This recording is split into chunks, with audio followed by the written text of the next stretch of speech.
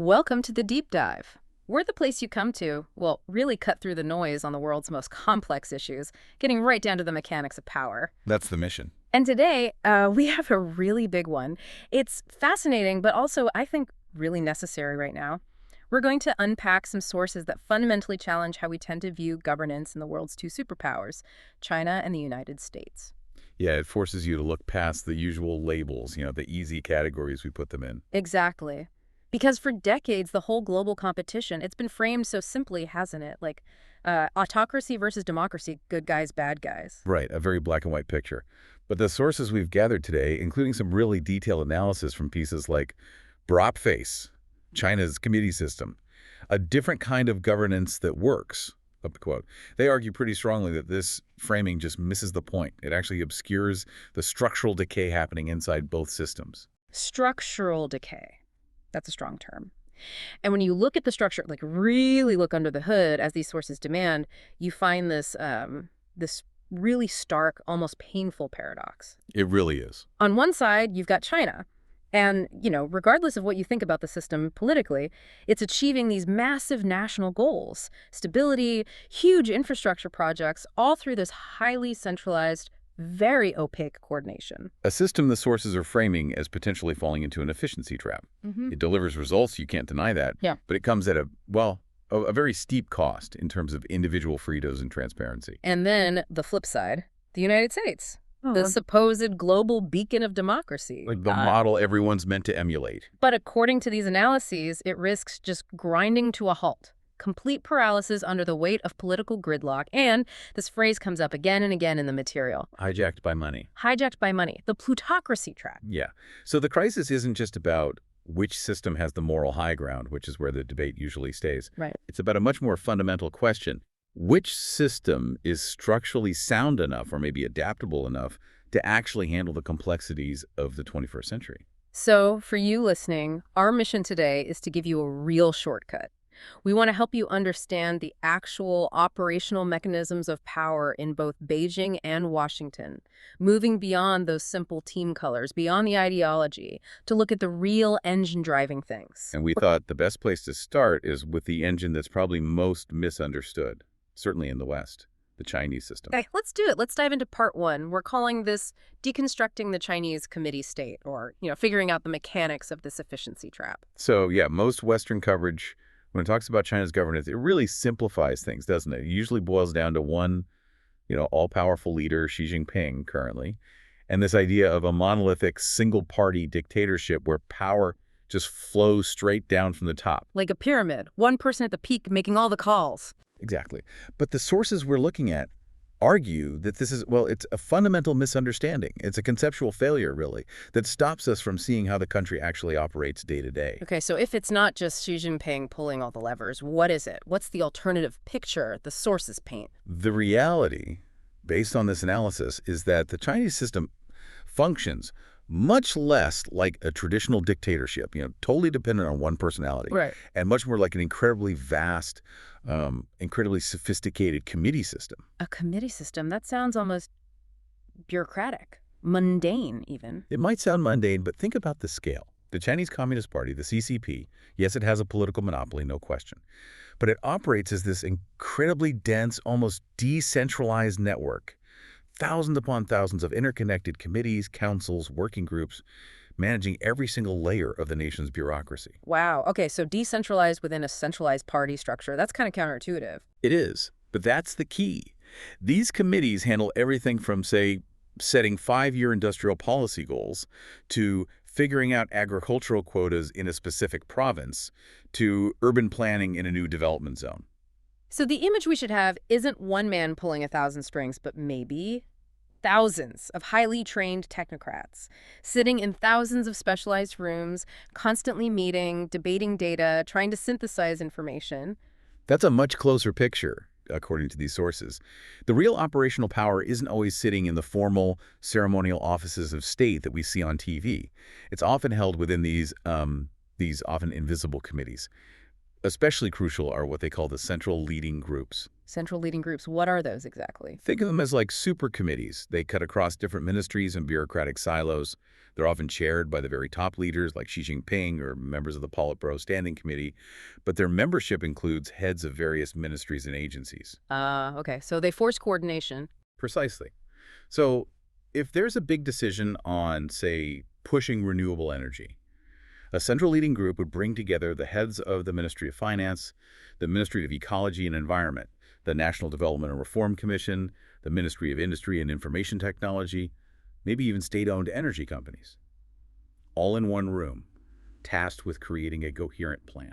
I see. So it breaks down the bureaucratic infighting you might expect, or at least Yeah. manages it. It attempts to manage it, yeah. Yeah. The goal is technocratic coordination on a massive scale. It's creating an ecosystem, really, of policy engineers who are focused laser-like on measurable outcomes, on hitting targets. Okay, but wait a second. If the whole system is designed, as these sources suggest, to reward technical competence to promote these engineers and bureaucrats based on results, how do we square that with the very visible and sometimes seemingly abrupt ideological campaigns that also sweep through this system, like the anti-corruption drives or shifts in emphasis on state-owned enterprises versus the private sector? That's the core tension, isn't it? And the sources really highlight this constant balancing act. The party absolutely demands ideological conformity and loyalty. That's non-negotiable. But at the same time, it rewards administrative efficacy. It promotes people who deliver results. So you have to be both, red and expert, as the old saying goes. Exactly. You have to demonstrate both political loyalty, adhering to the current party line, supporting the top leadership, and you have to deliver the goods. You need to show measurable improvements in your area of responsibility. And how is that actually enforced? How do they track performance across such a massive system? Through this incredibly elaborate, data-driven cadre evaluation system. It's quite something. It tracks thousands of performance metrics for officials at different levels. Things like GDP growth in their region, pollution control targets, social stability indicators, poverty reduction numbers, infrastructure completion rates. Wow, so it's very quantitative. Very quantitative. And this complex system of incentives pushes local officials not just to, tick boxes and follow the letter of the law, but to actively demonstrate measurable progress in their specific domain. Hit your targets, you get promoted. Fail consistently, you're sidelined, or worse, investigated. This brings us to something the sources really challenge. The standard Western view of the National People's Congress, the NPC, the big annual meeting in Beijing. Right, the big show. Yeah. And critics almost universally point to those votes, 99.9% approval or whatever it is, as absolute proof that it's just a sham, a rubber stamp parliament, nothing more. It's the go-to example of authoritarian performance, isn't it? Totally. But the source material we're looking at offers a really deep counter-argument here. It's quite provocative. It suggests that seeing that unanimity only as proof of coercion might be missing the point. So what's the alternative explanation? The argument is that the near-unanimous vote isn't the process itself, but the culmination of it. It's the final public expression of an incredibly exhaustive, multi-layered process of deliberation, negotiation, and consensus forging that happens entirely behind closed doors long before the delegates even get to the Great Hall of the People. Okay, walk me through that. How does that work? If the debate isn't happening on the floor, where is it happening? Think about how a law gets made in, say, the UK or the US. The bill is introduced, and there's public debate, often very adversarial, committee hearings, floor votes. The public drama is part of the legislative process itself. Right, the fight is often the point, politically speaking. Exactly. In the Chinese model, according to these sources, it's reversed. The NPC floor vote, that seemingly performative moment of unanimity, is actually the endpoint of a long, often contentious, technical and administrative debate that has already happened deep within the party and state bureaucracy. So by the time a huge infrastructure plan or a major economic reform bill reaches the MPC floor, It's already been picked apart, debated, revised, maybe even fundamentally reshaped by countless committees at multiple levels. We're talking township committees, city planning bureaus, provincial development commissions, specialized policy research offices within the party, powerful ministries in Beijing. and this process could take months, even years. Years, potentially. The source details how this often involves extensive use of pilot programs. A new policy idea, maybe a specific type of environmental regulation or a financial reform, won't be rolled out nationally at first. That's get tested. Exactly. They'll test it in a specific city or province or a designated special economic zone. They gather data, see what works, what doesn't. If the pilot fails or produces unintended consequences, the policy gets tweaked or even shelved. So it's like policy R&D, Mm. research and development. Kind of, yeah. It's administrative stress testing. Only after a policy has gone through these cycles of internal debate, piloting, revision, and crucially, internal political negotiation to get buy-in from different factions and regional interests. Only then is the final polished version presented to the MPC for that seemingly preordained unanimous vote. So the public is seeing the finished product, the consensus view that emerged from all that hidden work, not the messy process of actually getting there. Precisely. The messiness, the arguments, the compromises, that all happens backstage, shielded from public view and, importantly, from potentially destabilizing public debate. And this structural element, this deep integration, it also means that politics and bureaucracy aren't really separate spheres like they are notionally in the West. That's a huge point the sources make. It helps explain the speed and coordination we talked about earlier. So Well, think about the U.S. system. You have elected politicians in Congress who pass laws. Then you have a separate, massive federal bureaucracy, sometimes staffed by people appointed by a previous administration, maybe with different goals or interpretations, tasked with implementing those laws. There's often friction, delay, even outright resistance. an implementation gap. Exactly. In the Chinese model described here, that gap is narrowed significantly. Legislators who are almost always senior party officials and the top administrators often belong to the same overlapping committees. The people involved in drafting the policy directives are frequently the same technocrats responsible for executing them on the ground through the ministries or provincial government. So there's built-in coherence. Less gets lost in translation between policy intent and execution. That's the idea. This internal coherence, combined with the top-down authority of the party, allows decisions, especially those huge priority infrastructure projects, to move with, well, remarkable speed and a kind of singular focus that's hard to achieve in more fragmented systems. And this idea of internal coherence, of the system having its own logic, feeds directly into another point you mentioned, that China's governance is maybe centered more on process than on personality. We in the West are so focused on Xi Jinping, the individual. Right, the personality cult narrative. Yeah. But the sources argue that the system itself, this vast committee machine, kind of runs itself day to day, almost automatically, based on established procedures and targets. That's a really key insight for understanding the system's stability, isn't it? While the big strategic direction, the ideological shifts, definitely come from the top leadership, the actual day-to-day work. The engineering of specific policies, managing the economy, overseeing project implementation. That's distributed across those thousands upon thousands of technocrats operating within the committee structure.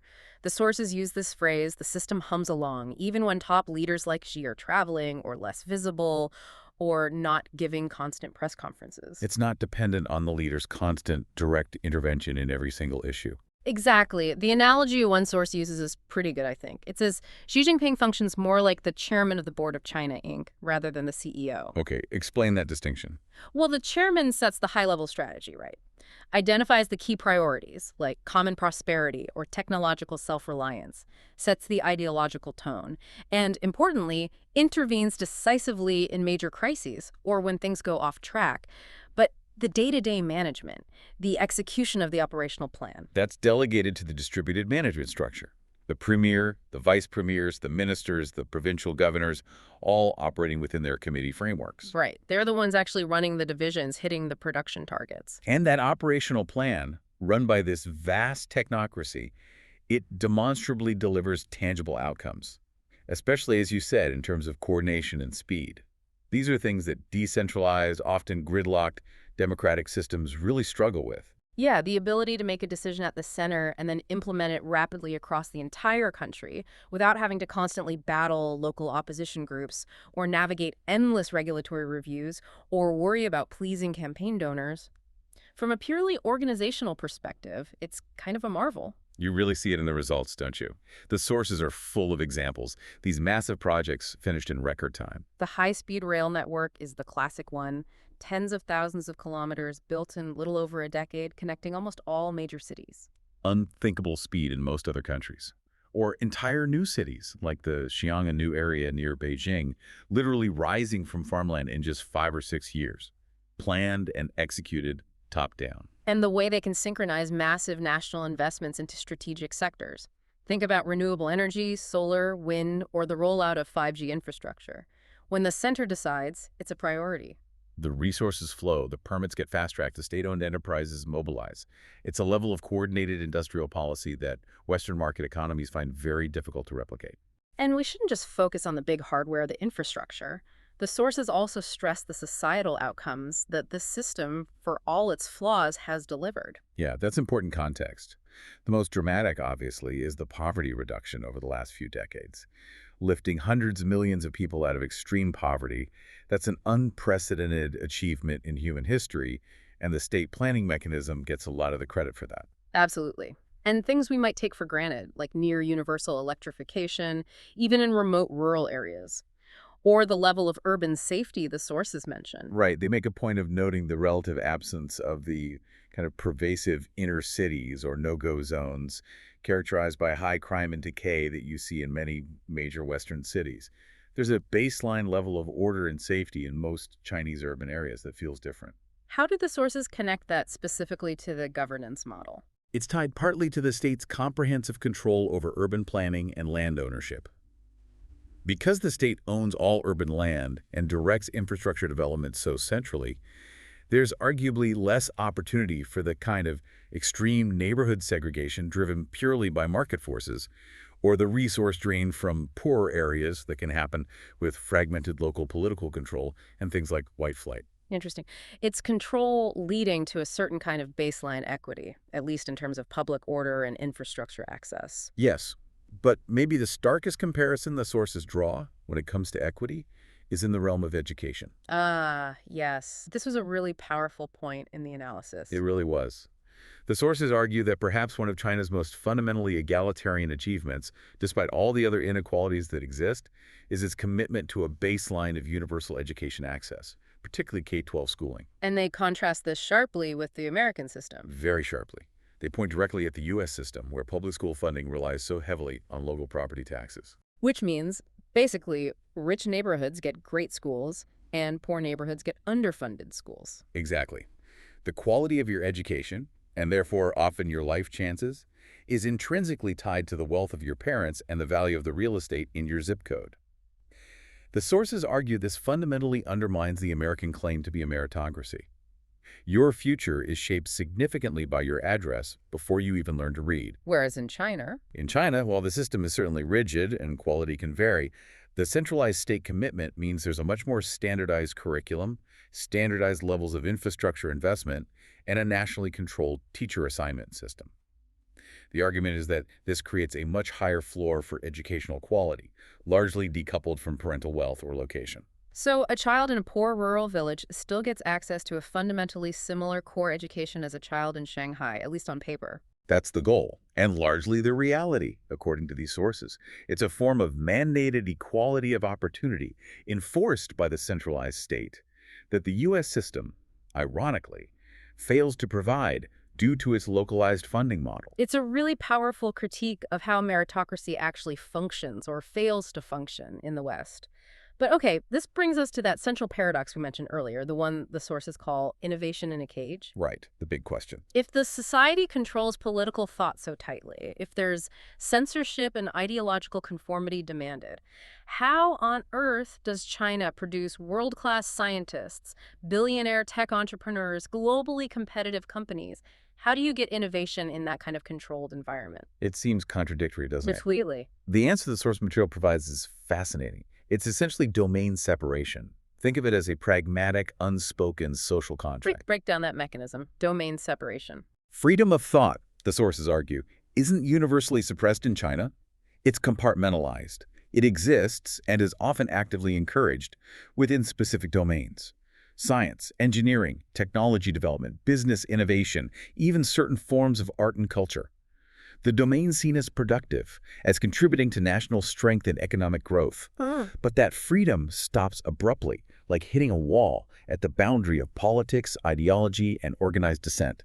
Questioning the party's rule, advocating for fundamental political change, organizing independent unions or movements that's strictly off-limits and harshly punished. So for most innovators, scientists, business leaders, politics just isn't part of their world. It becomes, as one source vividly puts it, a background condition, like electricity, always present, essential for everything you do but rarely discussed or questioned.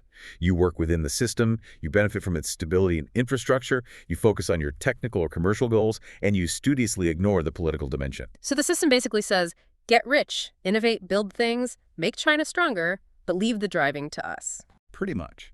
It rewards technical competence and economic contribution very highly.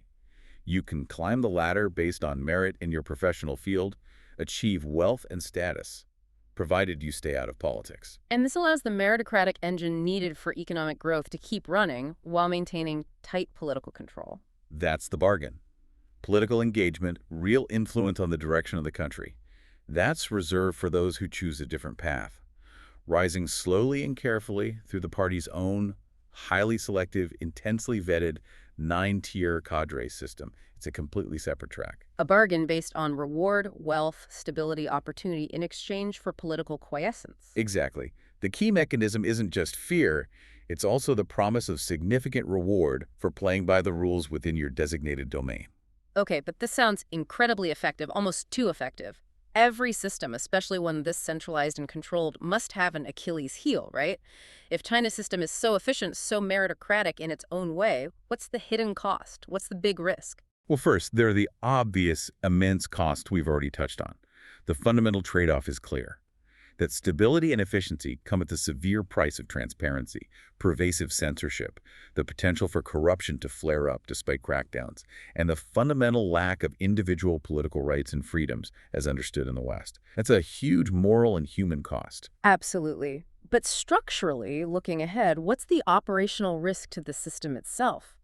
The sources argue the biggest long-term danger isn't necessarily a popular revolution. No, the bigger risk they identify is more insidious. It's internal sclerosis. Sclerosis, like hardening of the arteries. Yeah. Rigidity setting in. Yeah. How does that mechanism work in this context? It flows directly from the suppression of dissent and open feedback. When raising problems, pointing out failures, or offering critical advice is potentially career-ending or even dangerous. What do bureaucrats do, those thousands of technocrats we talked about? They shut up, or they tell their bosses what they think they want to hear. Precisely. They stop reporting bad news up the chain of command. They learn to anticipate the preferences of their superiors, or guess what the top leadership wants to hear based on the latest ideological campaigns. This leads to a focus on chasing politically safe, easily quantifiable targets, hit that GDP growth number at all costs, rather than responding flexibly to complex, messy reality on the ground. So imagine a local environmental official sees pollution data suggesting a looming public health crisis, or a provincial bank regulator sees signs of a brewing financial risk. Their political survival instinct might be to downplay it, fudge the numbers, or delay reporting it. Exactly. Because bringing bad news, news that contradicts the official narrative of success or highlights failures in implementing central directives, can be interpreted as disloyalty or as incompetence. This fear of losing face for oneself or one's superiors, or being seen as ideologically deviant, it starves the system of the vital, often messy negative feedback loops that any complex organization needs to adapt and correct course. It creates blind spots, massive ones, potentially. Huge blind spots. This internal rigidity, born from the fear of speaking truth to power, means that small problems don't get identified and solved incrementally when they're still manageable. Instead, they're allowed to fester, hidden beneath the surface, until they potentially grow into systemic crises that threaten the stability of the whole apparatus.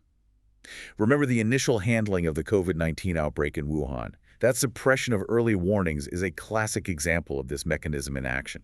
Right, so the very control that ensures stability in the short term might be sowing the seeds of catastrophic failure in the long term. That's the core risk highlighted by the sources, and it leads to the essential question about China's future. Can this massive, complex machine evolve? Can it find ways to allow for incremental liberalization within stability? Meaning what, exactly? Could they, for instance, experiment with genuinely contested local elections, even if only for limited administrative roles? Could they create safer, institutionalized channels for constructive criticism or whistleblowing without the system perceiving it as an existential threat? Could they allow a bit more controlled space for online debate or investigative journalism on non-core political issues? Or is the current level of top-down control so absolute that any attempt to loosen the reins, even slightly, risks the whole thing unraveling, like the Soviet Union? That's the billion-dollar question, isn't it? Will the pursuit of total control inevitably lead to a system that's too brittle, too rigid to adapt to the next major unforeseen economic shock or environmental crisis or technological disruption? Or can it find a uniquely Chinese path towards incorporating feedback without sacrificing stability? It's a system built for coordination, a marvel of organization in many ways. But that very design seems hardwired with this vulnerability to internal blindness. The debate inside might be thorough on technical details, but the ability to fundamentally question the underlying assumptions or the direction set by the top, that seems almost non-existent. A powerful engine, but maybe with a faulty steering mechanism for navigating unexpected curves. Okay, let's hold that thought. A system facing potential sclerosis due to overcontrol. Now we need to pivot our focus completely, because the immense irony, as these sources relentlessly point out, is that while the West spends so much time and energy critiquing China's authoritarian efficiency, And rightly so, on many counts. the United States is simultaneously facing its own profound and arguably just as dangerous governance crisis, a crisis of a completely different nature. Right. We're moving now to part two, the American governance crisis, what the sources are starkly calling the plutocracy trap. Yeah, and the central thesis here, when you read these analyses of the U.S. system, it's really quite shocking in its directness. It pulls no punches. What's the core argument? It's not just that American democracy is being influenced by money or that there's too much money in politics. Yeah. The argument is far more radical. It's that the system has been effectively quietly monetized, that governance itself has been hijacked by money. Hijacked. That's the word again. Yeah. And they frame this not as some kind of, hidden conspiracy theory, but as a visible, almost mathematical problem. The cost of participating meaningfully in the political process, especially at the federal level, has become so astronomically high that it fundamentally distorts who has power and what policies get enacted. The sources use this image of the U.S. system becoming a kind of money machine, where elections are less about competing ideas and more like auctions, and citizens were reduced to spectators cheering for our chosen team, while the real game is being played by unseen financial forces. Exactly. And what's really fascinating and disturbing is how the sources identify the real power holders in the system. It's not the voters, not the 150 million or so people who turn out for a presidential election. Not primarily, no. According to this analysis, the real decision makers, the ones who shape the landscape before voters even get a say, are a much, much smaller group. They describe it as the few tens of thousands of donors, lobbyists, consultants, and corporate political action committees, or PACs. Tens of thousands, out of a population of over 330 million. Yes, because these are the people and the organizations who write the enormous checks needed to fund the basic infrastructure of a modern political campaign. We're talking about the money for TV ads, for digital outreach, for polling, for campaign staff salaries, for travel, all the things you need just to be considered a serious candidate. So they argue these donors effectively decide who is viable long before any primary votes are cast. That's the core mechanism. This means the real election, the first and most important hurdle a potential candidate has to clear, happens months, maybe even years, before the televised debates or the Iowa caucuses. The sources call this the money primary. The money primary. I like that term. It's vivid. It captures the essence of it. It's an invisible primary, fought not for votes, but for dollars.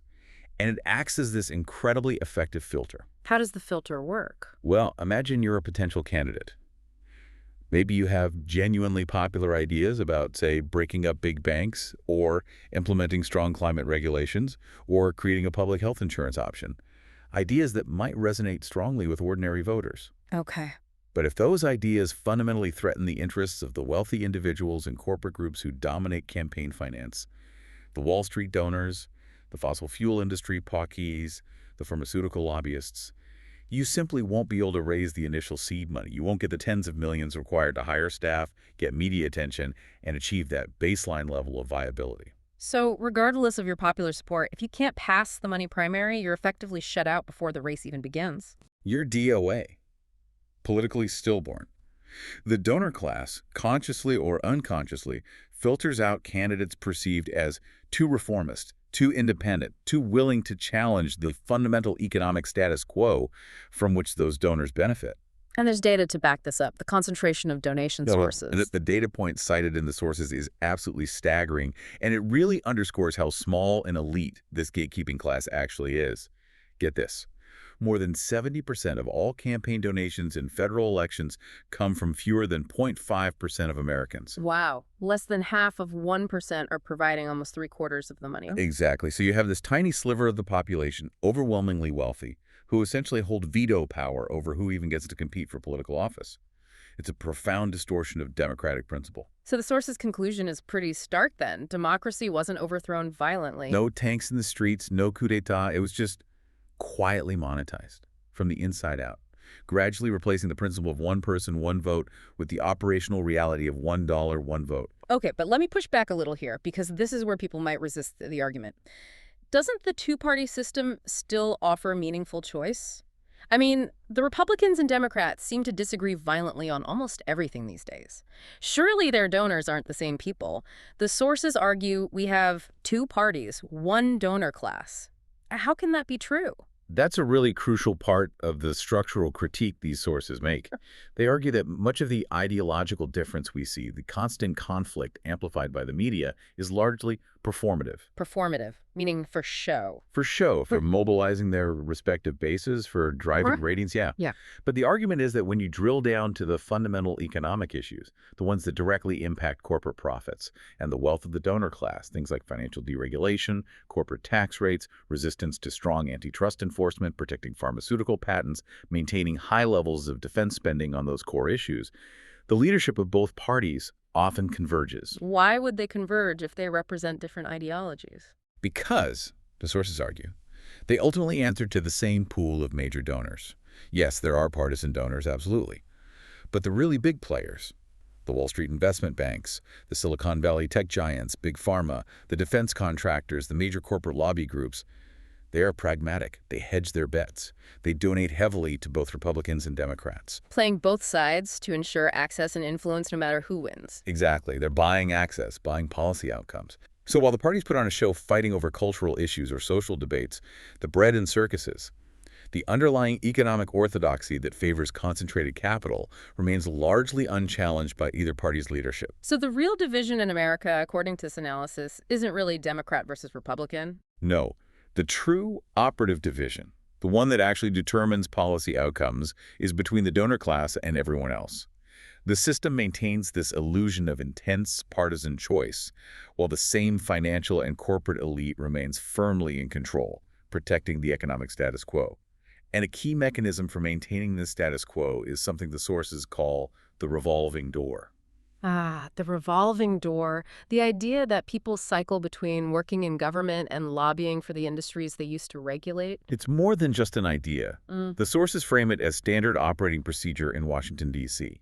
It's described almost like a high-end corporate internship program. How so? The implication is that many people who go into public service, whether as elected officials, congressional staffers, or agency appointees, are already thinking about their next, much more lucrative career move back into the private sector, often lobbying the very government they just left. Mhm. They're essentially serving their future employers while still on the public payroll. Is there data on how common this is?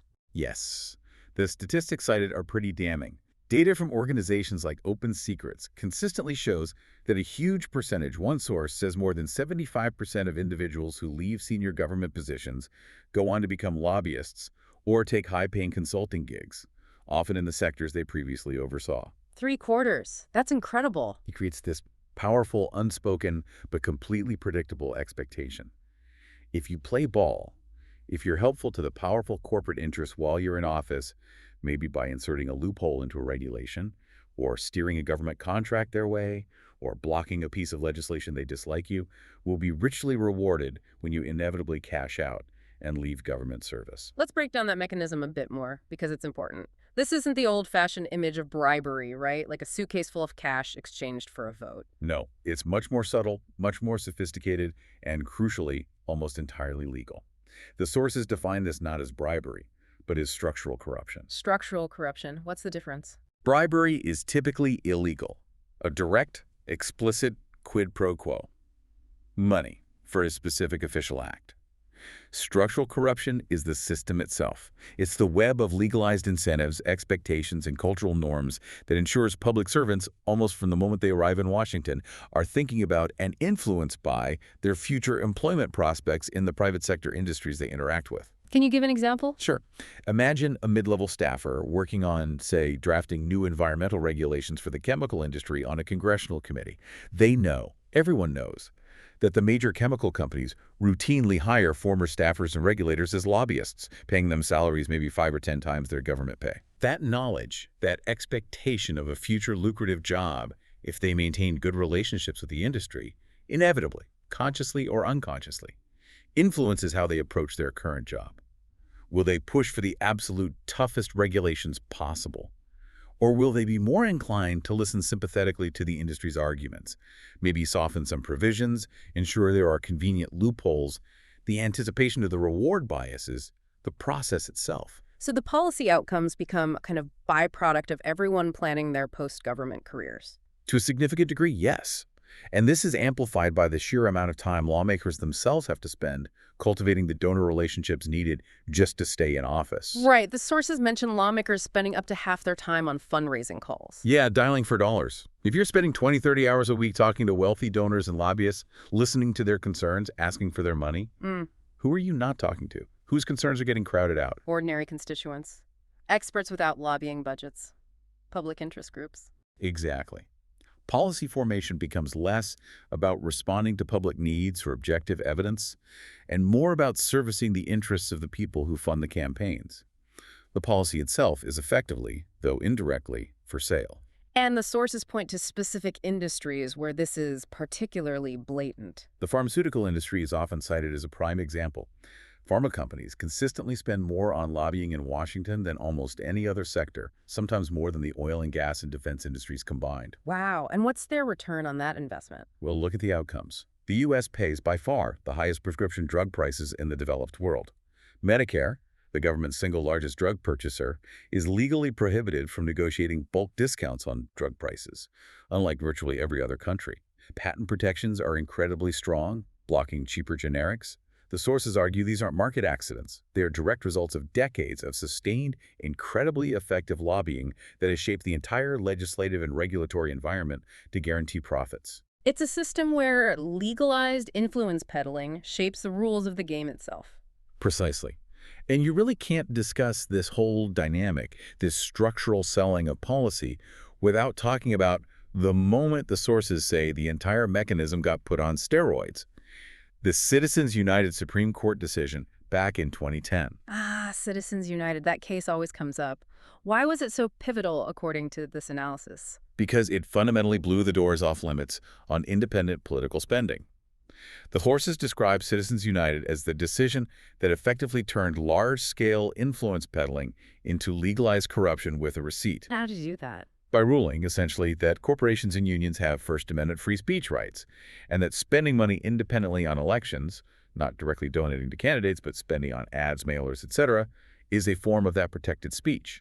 This allowed for the creation of super PACs, which can raise and spend unlimited amounts of money from corporations, unions, and wealthy individuals to influence elections. So while you still can't technically give $1 million directly to a candidate's campaign, you can give unlimited millions to a super PAC that supports that candidate, or, perhaps more effectively, runs attack ads relentlessly against their opponent. So it achieves the same goal, electing your preferred candidate, but indirectly, and with potentially far more money involved.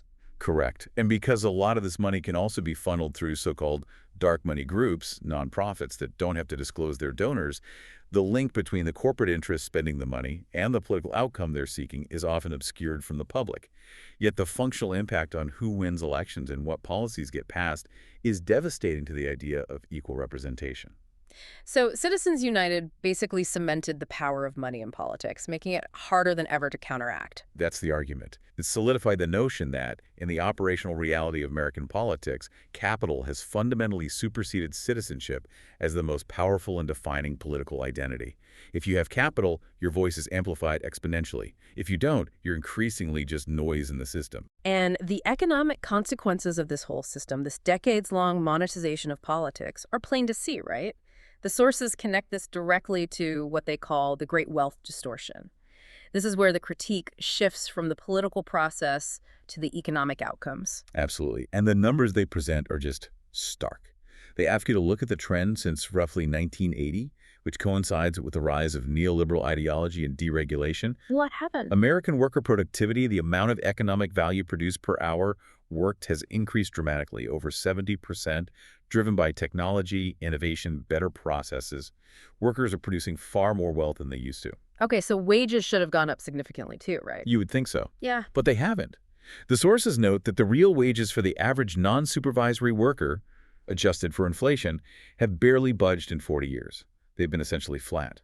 Flat wages despite a 70% jump in productivity. Where did all that extra wealth go? Well, look at the other side of the ledger. During that same period, CEO compensation in major U.S. companies has exploded. It's gone up over 1,200%, according to some analyses cited. 1,200% versus flat wages. Yeah. That disconnect is astronomical. It's astronomical. And the sources argue this isn't just some natural outcome of market forces. It's a direct consequence of policy choices. Deregulation that empowered corporations, the weakening of labor unions and collective bargaining rights, tax policies that increasingly favored returns on capital over income from labor, trade deals that encouraged offshoring, all policies heavily lobbied for by the beneficiaries of this trend. It sounds less like capitalism and more like, well, the sources use a pretty provocative term. They start talking about feudalism, or maybe digital feudalism for the modern era, Why feudalism? because of this sheer, almost medieval concentration of wealth and power. The data on wealth inequality is just breathtaking. The richest 1% of Americans now own more wealth than the entire bottom 90% combined. More than the bottom 90%. Let that sink in. And it gets even more extreme. One statistic often cited is that just 3 individuals at the time of some of these sources, it was typically Jeff Bezos, Elon Musk, and Bill Gates or Warren Buffett, hold more personal wealth than the poorest 160 million Americans combined. Half the country. 3 people have more wealth than half the country. When you reach that level of concentration, the sources argue, you're no longer really talking about a functioning capitalist democracy. You're talking about an oligarchy, where a tiny economic elite dictates the political agenda for their own benefit. These modern economic barons don't just dominate markets.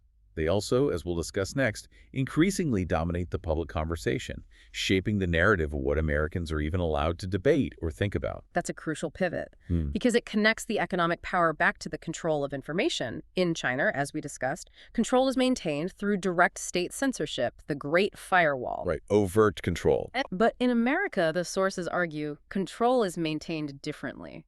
Not necessarily by silencing dissent, but by controlling the information infrastructure itself and by drowning out substance with noise. This takes us to part 3, the propaganda of distraction, or what the sources call the oligarchy of the mind. Yeah, and the sources draws this really potent historical parallel here. They say, look, if ancient Rome used bread and circuses, free food, and spectacular gladiatorial games to keep the populace distracted and politically passive, while power was consolidated by emperors and elites. Then modern America uses what? Cable news and Twitter. Essentially, yes. Cable news, social media outrage, endless culture wars. The argument is that the primary function of the dominant American media machine, especially corporate news, isn't necessarily to silence dissent directly, like in China. Instead, it drowns meaningful dissent in an overwhelming flood of noise, manufactured conflict, and trivial distractions. Keeping citizens perpetually occupied, outraged, and entertained, while the real structures of power consolidate quietly in the background. That's the core idea. The sources argue you have to understand the fundamental business model of most major news outlets today, especially cable news and online platforms. It's not primarily about informing the public, about explaining complex structural issues like campaign finance or wealth inequality. Not really, no. Its primary function, according to this analysis, is economic. News channels, websites, social media feeds, they are fundamentally advertising platforms. Their core business is capturing and holding eyeballs because eyeballs translate into advertising revenue or subscription fees. And what's the best way to capture and hold eyeballs in a crowded media landscape? Constant emotional engagement, fear, anger, tribal loyalty, outrage, because strong emotions keep people watching, keep them clicking, keep them scrolling, far longer than calm, nuanced explanation does. Complexity doesn't sell ads. Conflict does. Sensationalism does. Precisely. Explaining the intricacies of, say, financial regulation is difficult, time-consuming, and frankly kind of boring for a mass audience. Hmm. But showing two pundits yelling at each other about the latest cultural flashpoint, that generates heat, sparks comments, drives engagement metrics. So journalism, or what passes for it in much of the mainstream media, gets reduced to infotainment, Yeah, designed to provoke, not to explain. exactly. And this infotainment landscape, the source's stress, is controlled by a shockingly small number of incredibly powerful players. We need to emphasize the scale of this media consolidation, right? It's not like there are hundreds of independent news outlets competing. Not at the mass market level, no. The sources point out that nearly all the major media outlets in America, the big TV networks, news and entertainment, movie studios, major newspapers, cable channels, publishing houses, streaming services, are owned by just a tiny handful of massive conglomerates, usually cited as six. 6 companies controlling the vast majority of what Americans see, read, and hear. Who are they typically?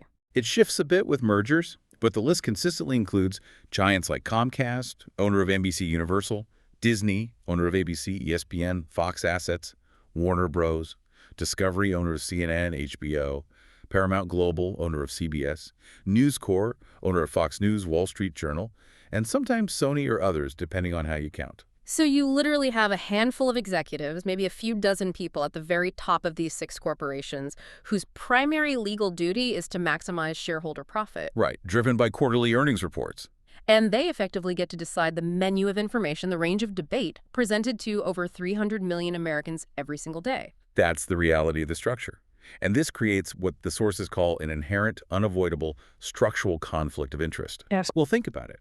If the giant parent corporation that owns a major news network also has massive business interests in, say, defense contracting or international trade deals or pharmaceuticals or telecommunications, how likely is that news network to pursue truly aggressive, critical, investigative reporting that might damage the parent company's bottom line or anger its powerful friends in Washington? Not very likely. There's an implicit pressure, even if not explicit censorship, to tread carefully around the boss's other business interests. Absolutely. The sources argue that journalistic integrity inevitably suffers when reporters' and editors' paychecks ultimately depend on the goodwill of the corporate parent and its major advertisers, who are often other massive corporations like ExxonMobil, Pfizer, Boeing, or Bank of America. The line between objective news reporting and subtle corporate public relations starts to blur, or even dissolve completely. Complex truths get simplified or ignored if they're inconvenient.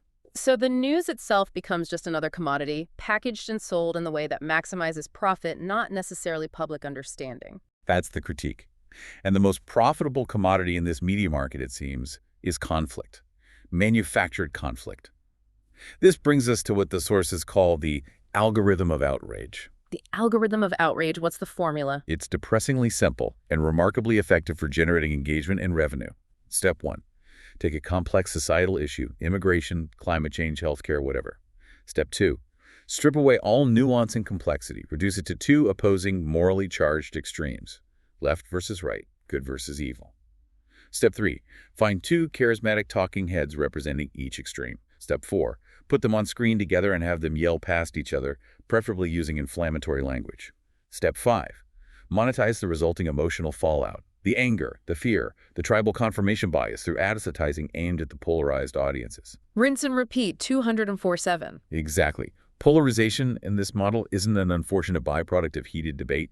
It's the essential ingredient. It's the revenue engine. So outlets like Fox News aren't just reporting news for conservatives, they're actively profiting from cultivating and amplifying conservative outrage. That's the argument. And similarly, outlets like MSNBC profit from cultivating and amplifying liberal outrage. They have a vested financial interest in keeping the conflict going, in keeping their respective audiences angry at the other side. Which means they have very little incentive to promote understanding, find common ground, or actually solve the underlying problems. Why would they? Consensus doesn't sell nearly as well as conflict. If a major problem like, say, campaign finance corruption or the national debt were actually solved through bipartisan compromise, their primetime programming would lose its most reliable source of dramatic material. Wow, that's cynical, but it makes a terrifying kind of business sense. It does. And social media algorithms, which are explicitly designed to maximize user engagement by promoting emotionally resonant content, only pour gasoline on this fire. The more outrageous, the more inflammatory, the more tribal the content, the more clicks, shares, and comments it gets, and the more the platforms show it to people. So people feel politically engaged, they're arguing online, sharing memes, dunking on the other side. They feel like they're participating. But the sources argue this constant low-level performative outrage rarely translates into the kind of focused, sustained, organized political action needed to actually challenge the real structures of power, like the plutocracy trap we just discussed. It keeps everyone busy fighting shadows. It's an incredibly effective way to manufacture political paralysis while giving people the illusion of vibrant democratic debate. A hamster wheel of outrage. And this leads us right back to the core power structure, doesn't it? The sources draw a direct parallel. Just as those centralized committees effectively run the Chinese state apparatus. In the U.S., it's massive corporations that increasingly run the public narrative and control the essential digital infrastructure of modern life. They call this the monopolies of the mind. Monopolies of the mind. That's a powerful phrase. What does it encompass? It points to the incredible concentration of power in the hands of a few giant tech companies that now mediate almost every aspect of our lives. Think about it. Google controls the flow of information through search. Meta, Facebook, Instagram, WhatsApp controls much of our social interaction and news consumption. Amazon dominates e-commerce and cloud computing. Microsoft dominates workplace software and operating systems. Apple controls the smartphone ecosystem for millions. These companies aren't just providing services, they're shaping our reality, our choices, our perceptions. And crucially, they hold more detailed behavioral data, track more personal activity, preferences, and connections than probably all the world's governments combined. The sources go so far as to define these digital behemoths as the new states. The new states? How so? They argue these platforms issue a new form of digital citizenship. You need a login, a password.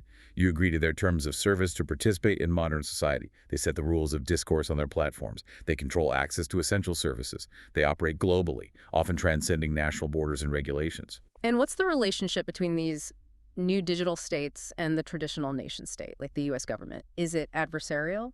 Not primarily, no. The sources describe the relationship as increasingly symbiotic, a mutually beneficial integration. How does that work? It's a two-way street. The traditional state, the government, provides the legal framework that protects corporate power, property rights, contract enforcement, often favorable regulations, bailouts when necessary. In return, the corporate digital states provide tools for social management and control. Like surveillance. Exactly. When the government needs access to citizens' data for surveillance or investigation, these platforms generally comply with legal requests. When the state wants to manage the flow of information or counter perceived disinformation, the platforms are often willing partners in content moderation or deplatforming. The state enforces corporate order, and the corporation helps enforce social order. It's a seamless feedback loop.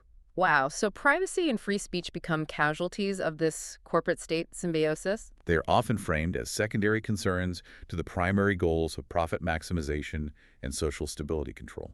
And the tragic cost of this entire system, the media consolidation, the algorithm of outrage, the digital monopolies all working together, is that the really big consequential issues, the ones that actually determine the long-term health and fairness of the society, they become the invisible stories. This is maybe the most damning indictment in the entire analysis of the U.S. system.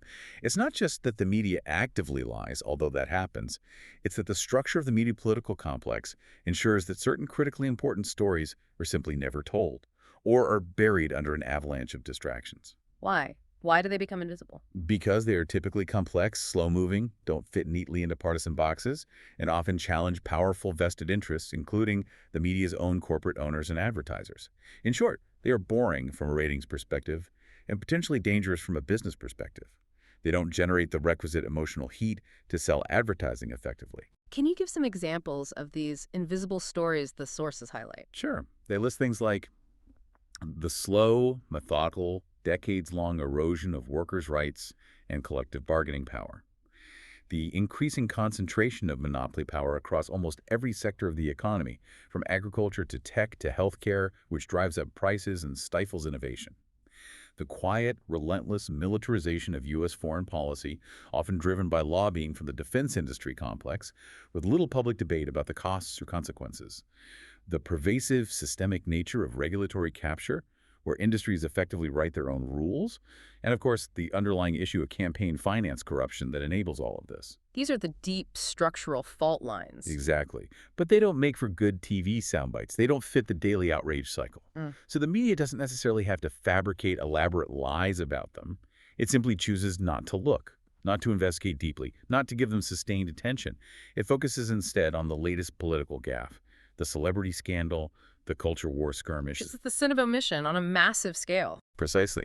And the result is a population that is kept perpetually distracted, perpetually agitated about secondary issues, and perpetually uninformed about the fundamental structural challenges that are actually shaping their lives and undermining the foundations of the American social contract. A population easier to manage, easier to exploit. Okay.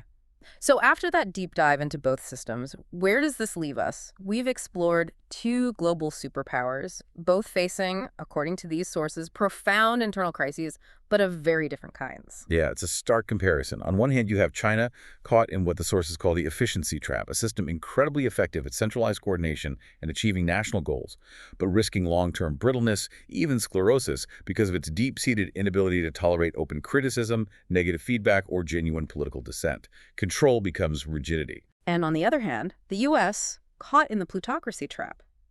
A system theoretically open and democratic, but risking paralysis and potentially even collapse due to extreme internal division, fueled by manufactured outrage and the wholesale monetization of its political process by a tiny economic elite. Freedom becomes gridlock and inequality. Two different paths, potentially leading to two different kinds of systemic failure. So what's the way forward? What's the ultimate synthesis these sources offer? If both systems are facing decay, what's the lesson? The core lesson seems to be about the universal principle of adaptation. Any system, whether authoritarian or democratic, whether state-led or market-led, needs to be able to recognize its own flaws and adapt to changing circumstances if it wants to survive and thrive long-term. Both systems are currently struggling with that adaptation, just in different ways. It's exactly. China's challenge is finding a way to incorporate necessary feedback and allow for safe forms of dissent without triggering the instability its leaders fear most. It needs more openness without collapse. America's challenge is finding a way to rescue its democratic process from the grip of private capital and bridge its deep internal divides without sacrificing its economic dynamism or core freedoms. It needs more fairness and cohesion without authoritarianism. And the sources seem to suggest that the U.S. in particular needs to undertake a really fundamental shift in its approach, a pivot as radical in its own way as the one China made decades ago. That's a key argument. Just as China, under Deng Xiaoping, dramatically pivoted away from rigid Maoist socialist orthodoxy towards its current unique model of state-guided market socialism. A huge pragmatic shift driven by the failures of the previous system. The sources suggest America now needs its own bold pivot, a pivot away from the extremes of hyper-capitalism and unregulated financialization that have led to the plutocracy trap, and towards a renewed, strengthened social contract. A radical reclaiming of public purpose from private interests. And this isn't just wishful thinking. The analysis actually details some specific, quite radical policy prescriptions for what that kind of bold American pivot might look like. It argues this requires political intervention just as decisive and coordinated as China's infrastructure pushes. Yeah, these aren't minor tweaks around the edges. They are presented as fundamental structural shifts designed to directly attack the root causes of the plutocracy trap, namely, the overwhelming political power of concentrated wealth and the deep inequalities that fuel social division. The sources offer three main pillars for this kind of pivot. Okay, let's unpack them. What's the first one? The one aimed squarely at the great wealth distortion we talked about earlier. That is the proposal to institute a significantly higher top marginal tax rate, specifically citing a figure like 70%. 70%? That sounds incredibly high by today's standards. People would immediately scream, socialism. Oh, absolutely. And the sources acknowledge that. But they make a crucial point. The primary goal of this policy, in their framing, is not necessarily just maximizing government revenue, although that would be a side effect. What's the primary goal then? It's explicitly aimed at reducing the political power that comes from the accumulation of massive dynastic private wealth. By significantly limiting the ability of individuals to amass fortunes in the hundreds of millions or billions, you directly reduce the pool of capital available for the donor class to dominate elections, fund lobbying armies, bankroll think tanks that promote their interests, and finance the media outlets that shape public opinion. So it's a tool to rebalance political power away from oligarchs and back towards ordinary citizens. That's exactly how it's framed. It's about curtailing the ability of extreme wealth to hijack the democratic process. And, they point out, this isn't some radical, untried idea. It's not unprecedented in the U.S. Not at all. The sources remind us that during America's post-World War II economic golden age, roughly from the 1940s through the early 1960s, a period of strong growth and rising middle-class prosperity, the top marginal income tax rate was consistently 90% or even higher. 90%? Wow. Yes. Rates like 70% were the norm for decades after that. So reinstituting a 70% top rate wouldn't be some wild leap into the unknown. It would be a return to a model that demonstrably coexisted with, and perhaps even contributed to, broad-based economic prosperity and a less plutocratic political environment. It discourages extreme wealth hoarding and rent-seeking, potentially redirecting that financial energy into more productive investments or allowing for greater public investment. Okay, that's a big one. Taxing wealth concentration to reduce its political power. What's the second major policy prescription? This one seems aimed at a very visible failure of the current American system. It is. It tackles the failure to provide stable, affordable housing for all citizens, which is a major source of economic stress and inequality. The proposal is for the U.S. to adopt a model of Vienna-style social housing on a massive scale. Vienna style. Why Vienna specifically? What's special about their model? Vienna is consistently ranked as one of the most livable cities in the world, and its housing policy is seen as a key reason why. The sources highlight it because it fundamentally treats housing differently than the U.S. does. Instead of relying primarily on the private speculative market, Vienna has a huge stock of high-quality social housing.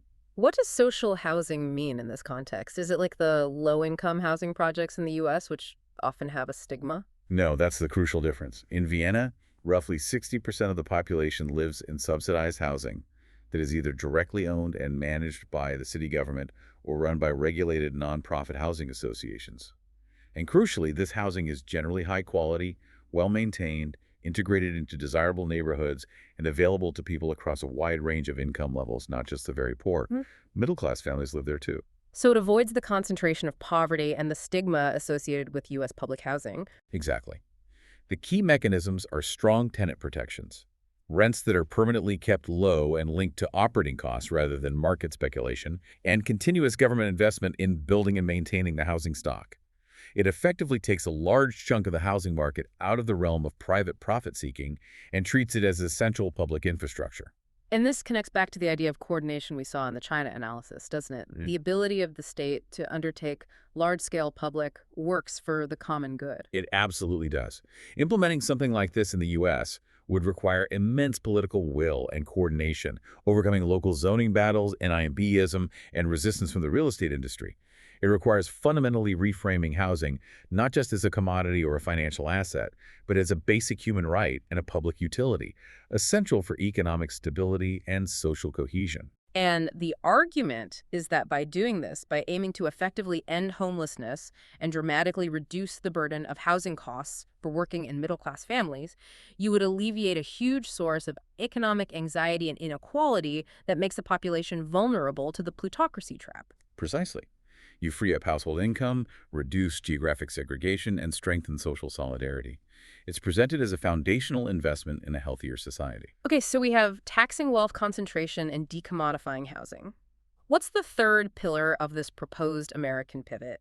This one seems to target the inequality of opportunity we discussed earlier, particularly in education. Yes, this prescription aims directly at fixing the fundamental unfairness baked into the U.S. education system, what we call the ZIP code lottery. The call is for adopting a system of China-like universal education funding and standards. China-like? That sounds provocative again. What aspects specifically? It's not about adopting the Chinese curriculum or teaching methods. It's about emulating the principle of national commitment to relatively equal educational resources, regardless of local wealth. The core proposal is to break the reliance on local property taxes as the primary source of K-12 school funding. Which is the mechanism that creates the huge disparities between rich and poor school districts now. Exactly.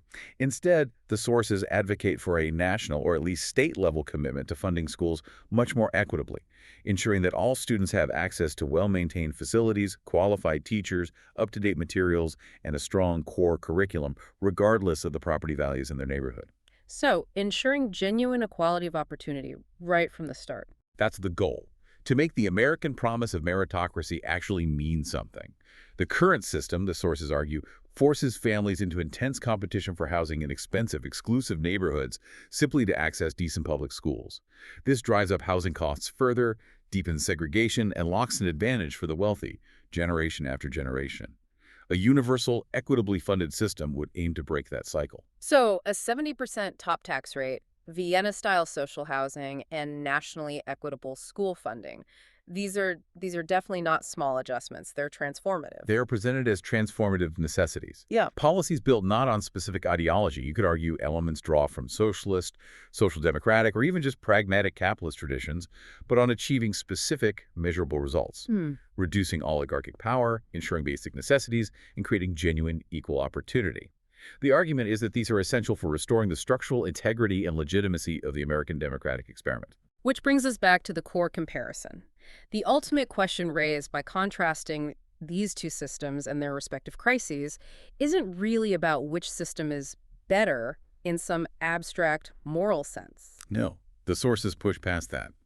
The ultimate question isn't even whether China's system works. Clearly, in certain respects, coordination, infrastructure, poverty reduction, it demonstrably does work, albeit often through brutal means and at great human cost. The real question, the uncomfortable question this analysis forces us to ask, is whether other systems, particularly the United States, are willing to work on their own systems with the same level of discipline, focus, coordination, and crucially, the same willingness to make radical pivots when the existing model is clearly failing. Can the U.S. muster the political will to diagnose its own structural sickness, the hijacking by money, the manufactured division, the soaring inequality, and administer the necessary, perhaps painful, medicine? Or will remain paralyzed, trapped in its own ideological dogma, and beholden to the very interests that benefit from the status quo? Historically, the ideal of democracy wasn't necessarily about being the most efficient system. It was meant to be honest, transparent, accountable, responsive to the needs and will of the people. But the sobering conclusion from these sources is that today, in America, achieving that honesty and responsiveness seems to cost too much. The system, as currently structured, is simply not optimized for it. It's optimized to reward those who can pay the exorbitant entry fee to the money primary and to distract or silence everyone else. #GentagOutro. So we've reached the end of this pretty intense deep dive. We've journeyed through the complexities of two global giants grappling with their own internal demons. We explored China's high coordination committee system, an undeniable machine of organizational power and efficiency, but one that constantly risks internal decay, a hardening of the arteries due to its suppression of feedback and its reliance on control. The efficiency trap. And we contrasted that starkly with America's current predicament, a state of deepening plutocracy, where the forms of democracy remain, but the substance is hollowed out by structural corruption, ensuring that money buys policy, that the entire political process is monetized from start to finish, and where a powerful corporate media machine sells relentless distraction and manufactured conflict to keep the population divided and disengaged. The plutocracy trap. I think the key takeaway nugget here, the thing that should really stick with you after listening to this, is the profound and deeply troubling irony of the current American century. According to these analyses, the greatest structural threat to American democracy today isn't coming from foreign authoritarian powers like China imposing their will from the outside. No, the threat is internal. It's internal. It's a combination of widespread public indifference or cynicism, fueled by the constant noise and distraction, combined with this silent, slow-motion corporate coup that has gradually taken over the levers of power, all wrapped in the appealing language of free markets, consumer choice, and technological innovation.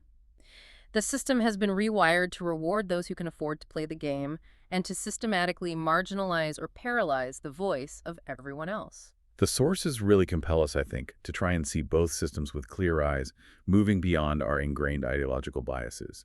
China's system has undeniable strengths in centralized action, but suffers from a critical lack of feedback and adaptability.